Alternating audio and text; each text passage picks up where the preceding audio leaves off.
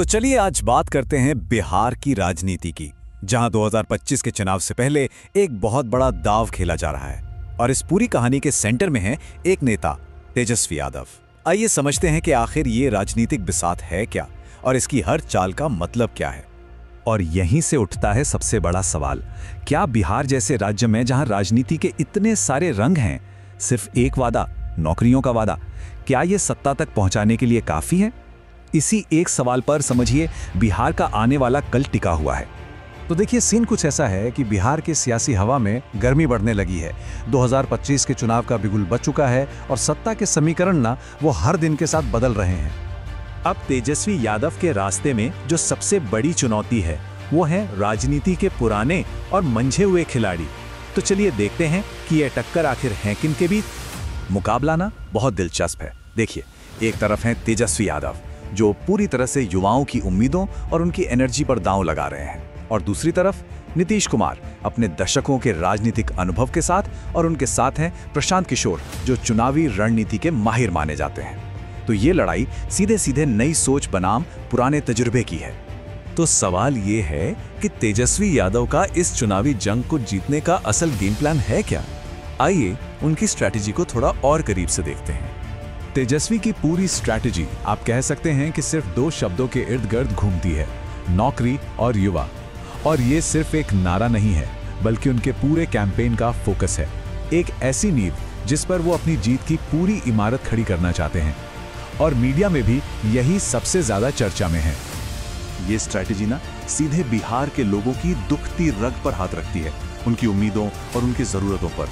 ये उन लाखों लोगों को टारगेट करती है जो एक बेहतर भविष्य और एक पक्की नौकरी का सपना देखते हैं।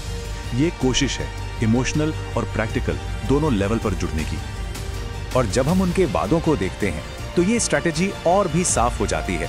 पहला, बदलाव के लिए संघर्ष, जो सीधे सीधे मौजूदा सिस्टम की चैलेंज करता है।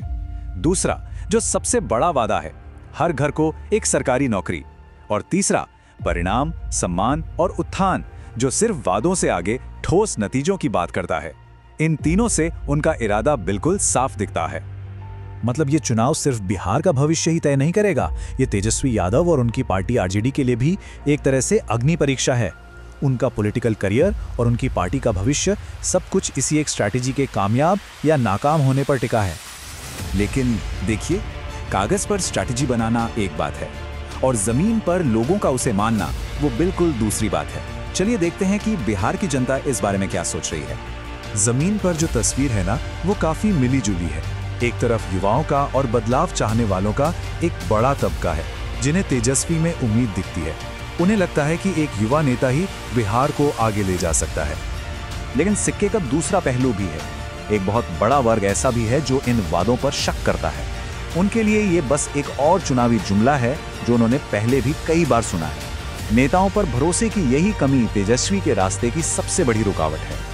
तो फिर एक साफ रणनीति और बटी हुई जनता, इस पूरी तस्वीर का निचोड़ क्या निकलता है?